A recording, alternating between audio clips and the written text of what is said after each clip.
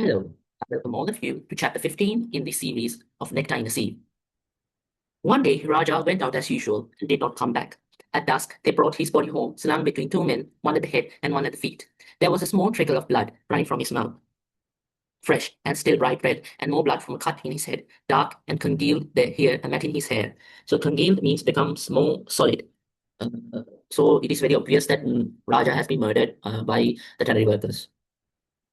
They laid him on the ground, they bowed their heads and shuffled their feet and spoke in low voices, and then they went away. It was real, yet it seemed a nightmare. It could not be true that my son lay dead before me. Thus my thoughts dazed and confused, injecting pain where there were numbness, and my mind furtively touching the edges of realization, then fleeing from it in terror. Furtively means secretively. He had been caught, they said. Something about money. What had my son to do with money who had not a pie of his own? He was not very strong, they told me. They merely laid hands on him and he fell, as if I did not know how thin and brittle he had grown. But why should others lay hands on him? They told me, but the sense of their words escaped. They told me, but I could not remember. They repeated themselves again and again, but I kept forgetting. I heard Ira begin to sing a low dirge. She was rocking gently back and forth and she was crying. A dirge means a deep lamentation. What are you crying for? I said.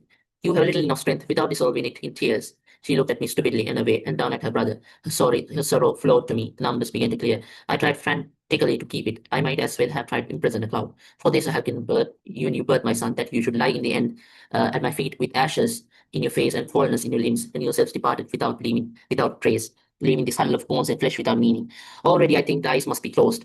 Though death has glazed him, and I do so. The jaw must be tied, for it is hanging. I put a bandage about it. The body must be washed, and I wash it. And Ira comes to help and cleanses the mouth, which I have forgotten to do. These things were you. Now there is no connection whatever. The sorrow within me is not for the body, nor this body which has suffered, and in suffering has let slip the spirit, but for you, my son.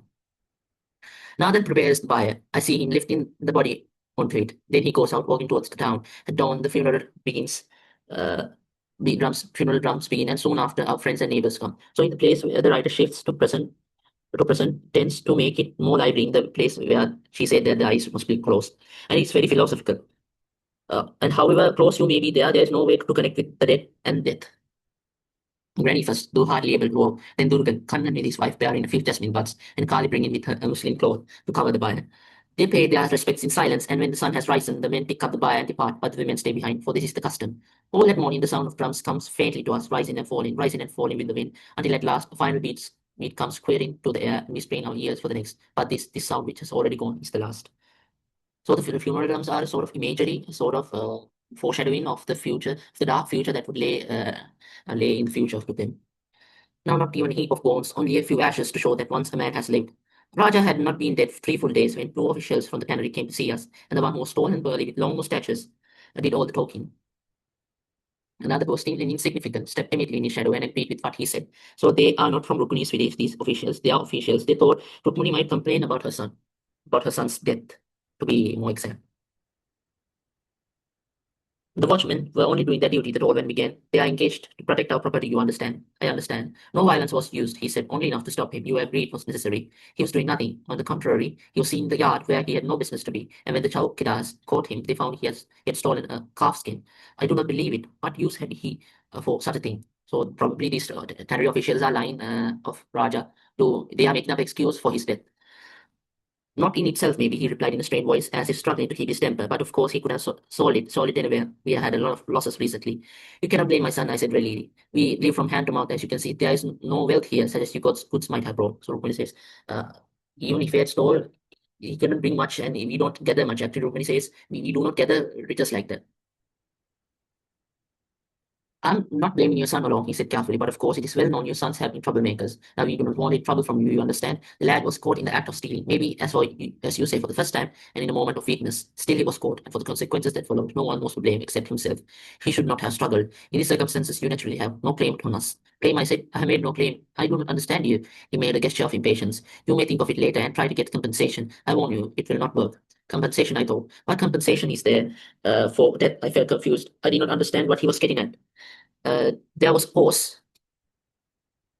The timid man said kindly, he was not brutally treated or anything, you know. They merely tapped him with a lathi as he was trying to escape and he fell. He must have been very weak or something. He was, I said. He worked hard and ate little. Naturally, it must have been a blow for you, said the timid one. It's hard to lose. That is, he tailed off incoherently, uh, seeing his companion's glance fixed on him. The point is, the other said, that, and he thumped on the floor to emphasize his point. That no fault attaches to us, absolutely none. Of course, as my friend has said, it is your loss, but not remember our responsibility. Perhaps, he went on, you may even be the better off. You have many mouths to feed.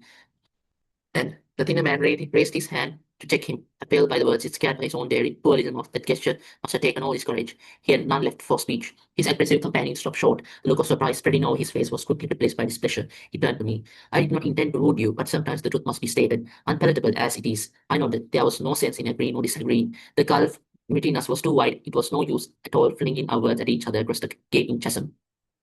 So you agree, he insisted. So gaping chasm means a deep cleft space.